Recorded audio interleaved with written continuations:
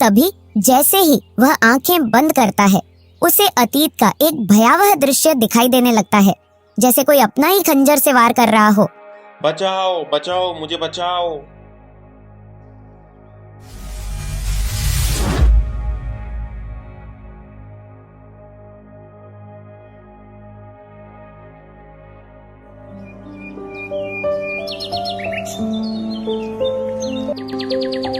एक विशाल शहर के छोटे से गांव में एक गरीब लकड़हारा अपनी पत्नी सुमित्रा के साथ रहता था।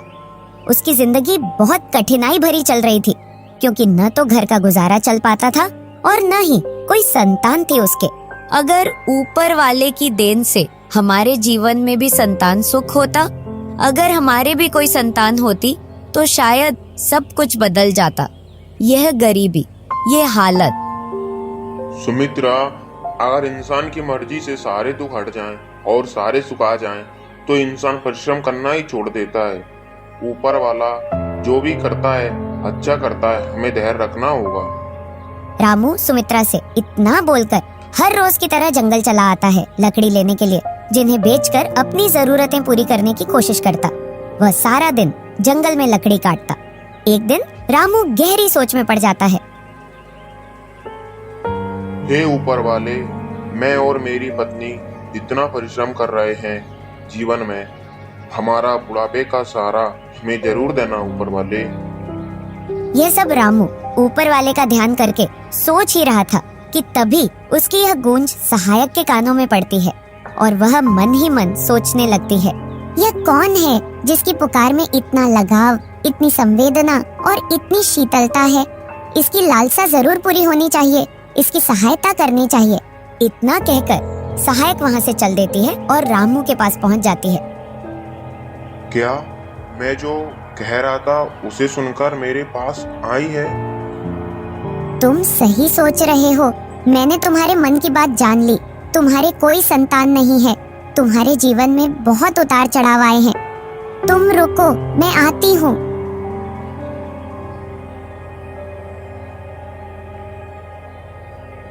यह ताबीज अपनी पत्नी को पहना देना, और हाँ, तुम्हारे घर एक पुत्र जन्म लेगा जो एक बहुत बड़े कुल का होगा। लेकिन याद रखना, उसका जीवन साधारण नहीं होगा, उसका अतीत उससे जुड़ा होगा। रामू को इतना बोलकर सहायक वहाँ से चली जाती है। लकड़हारा मन ही मन ऊपर वाले का धन्यवाद करता है और घर आता है। वह ताबीज सुमित्रा को दे देता है। क्या सच में अब हमारे घर भी किलकारी गूंजेगी? लाख लाख धन्यवाद ऊपर वाले। हाँ सुमित्रा, हमें ऊपर वाले पर भरोसा था, वो हमारी जरूर सुनेगा एक ना एक दिन। और देखो, हमारी मदद के लिए उसने उस सहायक को भेजा। इस तरह दिन बीतते गए और फिर उनके यहाँ एक सुंदर पुत्र का जन्म हुआ। वह बच्चा बेहद सुंदर और तेजस्वी था। उसके मस्तिष्क पर एक विशेष तिलक था जो उसे दूसरों से अलग और विशेष बना रहा था। रामू और सुमित्रा अपने पुत्र को देखकर बेहद प्रसन्न थे। कुछ वर्ष बीत गए और बालक बड़ा हो गया, लेकिन उसके मन में कुछ अजीब सी हलचल होती थी। उसे ऐसा लगता था जैसे उसके साथ कुछ घटनाएं घटी हैं, पर वे घटनाएं क्या हो सकती हैं, यह वह समझ नहीं पाता था। एक दिन रात में जब बिंदु सो रहा था, तो उसे अजीब घटनाएं घटती हुई दिखाई देने लगी। वह नींद में ही कह रहा था, नहीं, मुझे मत मारो, मैंने क्या किया, मेरा क्या कसूर, मुझे खुद से दूर मत करो, मैं तुम्हारे बिना अधूरा हूँ, मेरे साथ ऐसा क्यों किया, माँ माँ। क्या हुआ बिंदु बेटे, क्या कोई बुरा सपना देखा? हाँ माँ, मुझे वो मार रही थी, तुम मुझे बचाओगी ना? हाँ बेटा, तुम्हें कुछ नहीं होगा, मैं हूँ ना, अब तुम सो जाओ, वो सिर्फ एक बुरा सपना था। माँ ने इसे सिर्फ एक बुरा सपना समझा, लेकिन बिंदु का रहस्य दिनों दिन बढ़ता ही जा रहा था। वह हर समय परेशान रहता था। बिंदु के सपने में यह घटनाएं क्यों घट रही हैं? वह इन घटनाओं से घबरा रहा है, डर रहा है। हाँ सुमित्रा, यह कोई ऊपर वाले का ही संकेत है बिंदु को। अगले दिन वे सभी उसी स्थान पर पहुंच जाते हैं जहां पहले सहायक उन्हें मिली थी। हे सहायक, हम दुविधा में हैं। यह बात सहायक के कानों तक पहुंचती है और वह तुरंत वहां चली आती है। क्या हुआ? तुम सभी इतने परेशान क्यों हो? रामू सारी बातें सहायक को बता देता है। सहायक ध्यान से देखती है और फिर कहती है, मैंने तुमसे कहा था तुम्हारा पुत्र कोई साधारण नहीं होगा, उसका अतीत उससे जुड़ा होगा। तुम्हारे पुत्र का पुनर्जन्म हुआ है जो बहुत बड़ा है और वह कोई साधारण व्यक्ति नहीं। ये आप क्या कह रही हैं? हाँ, मैं जो बोल रही हूँ भाई वह सत्य है। इसे अपनी सारी घटनाएं याद आ रही हैं, वे घटनाएं जो इसके साथ घटी थीं। जिसे यह सबसे अधिक चाहता था उसी ने इसके साथ विश्वासघात किया था। वही दर्द, वही क्रोध इसके साथ है। यह सब इसके अतीत का हिस्सा है। यह सब सुनकर रामू और सुमित्रा दोनों घबरा जाते हैं। तो कोई रास्ता दिखाओ जिससे बिंदु के कष्ट दूर हो जाएं। इसका अतीत इसके सामने आने की कोशिश कर रहा है। बदले की आग आज इसकी आत्मा को जागृत कर रही है। तुम्हें मैं एक ताबीज देती हूँ। इसे पहनाने से इसका अतीत पूरी तरह से तो नहीं मिटेगा, लेकिन हाँ, यह ज्यादा व्याकुल नहीं होगा। इसका अतीत इसे परेशान नहीं करेगा। इतना बोलकर सहायक वहाँ से चली आती है और एक ताबीज लाकर बिंदु को दे देती है। इस ताबीज को हमेशा अपने हाथ में पहने रखना। समय आने पर तुम अपने अतीत के बारे में सब कुछ पहचान जाओगे। उसे बुलाया तो नहीं जा सकता, लेकिन फिर भी उसका एहसास तुम्हारे साथ रहेगा। ऊपर वाले का लाख लाख धन्यवाद। अब मेरा बेटा परेशान नहीं रहेगा। इसी तरह सब चलता रहता है और कुछ वर्ष बीत जाते हैं। बिंदु अब बहुत समझदार हो चुका था। उसके मस्तिष्क का तिलक उसके अतीत को उसकी ओर आकर्षित करता रहता। एक दिन रामू लकड़हारा अपने पुत्र के साथ जंगल जाता है लकड़ी लेने। आज हमारे पड़ोसी सेठ को ज्यादा लकड़ी की जरूरत है, तो हमें ज्यादा लकड़ी इकट्ठी करनी पड़ेगी। इसीलिए हमें थोड़ा दूर दूर तक जंगल में जाना पड़ेगा लकड़ी लेने के लिए। और अगर प्यास लगे तो पास में ही एक नदी है, वहां जाकर पानी पी लेना तुम। ठीक है बापू, मैं सावधानी से लकड़ी काटूंगा।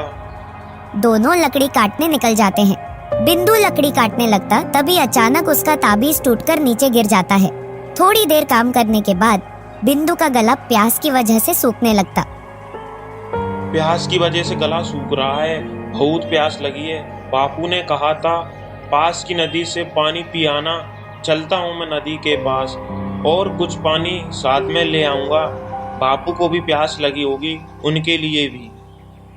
वह नदी के किनारे पानी भरने जाता है। जैसे ही उसे वह नदी और वह जगह दिखाई देती है, उसे अपना अतीत याद आने लगता। यह जगह, यहाँ तो मैं पहले भी आ चुका हूँ।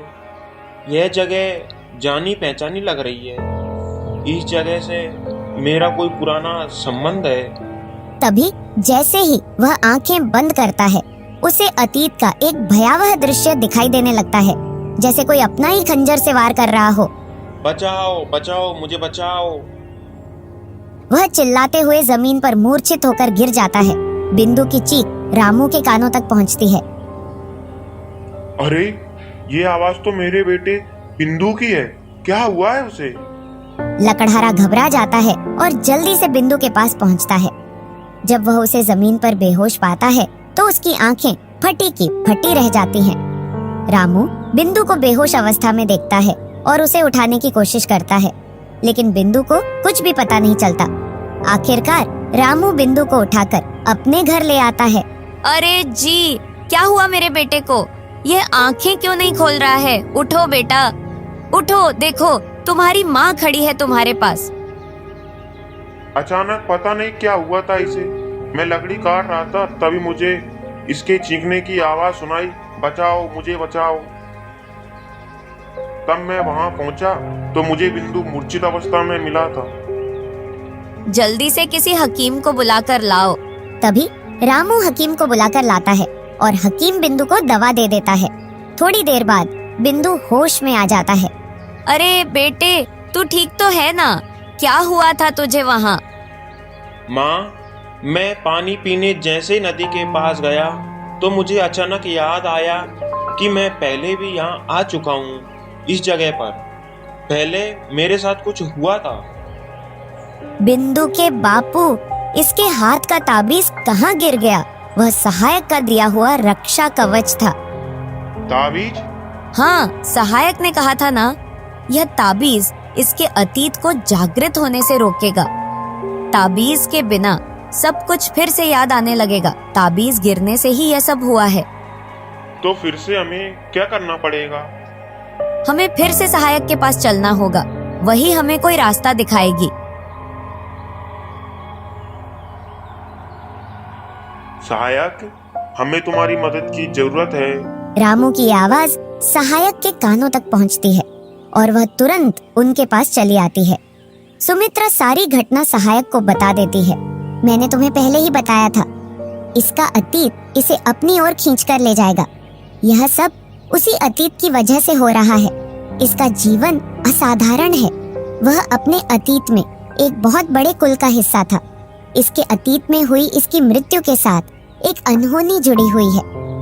हम कितनी भी कोशिश कर लें, लेकिन फिर भी यह अपने अतीत की ओर खिंचा चला ही जाएगा। सहायक, इन सभी चीजों से मैं अपने बेटे को बचाना चाहती हूँ। अगर कोई उपाय हो तो कृपया बताओ। ऐसा कैसे हो सकता है? फिर भी मैं एक और ताबीज देती हूँ, लेकिन याद रखना, सत्य को ज्यादा दिनों तक दबाया नहीं जा सकता। वह एक न एक दिन सामने आ ही जाता है। सहायक वहाँ से जाती है और फिर से एक ताबीज लाकर बिंदु को दे देती है। यह तुम्हें शांत रखेगा, लेकिन सत्य तुम्हारी राह में फिर से आएगा। सभी अपने घर आ जाते हैं। बिंदु ताबीज बांध लेता है और उसका भार धीरे धीरे कम होने लगता। बिंदु अपने बिस्तर पर चिंतित होते हुए गहरी सोच में डूब जाता है। सहायक, क्या बोल रही थी अतीत? और वो सुंदर लड़की कौन है जिसने मुझे खंजर से मारा? मेरा उस जगह से क्या संबंध है? अतीत क्या है मेरा? इन सभी सवालों का जवाब उसी जगह से मिलेगा। मुझे उस जगह जाना होगा कि आखिर मैं कौन हूँ मैं। सारी रात वह इसी सोच में रहता है। अगली सुबह वह उसी जगह की ओर चल पड़ता है, जंगल की तरफ। यह ताबीज अतीत और इस जगह से दूर रखता है। मुझे इस ताबीज को फेंकना होगा और अतीत की सच्चाई को जानना होगा। जैसे ही वह आंखें बंद करता है, उसे दिखता है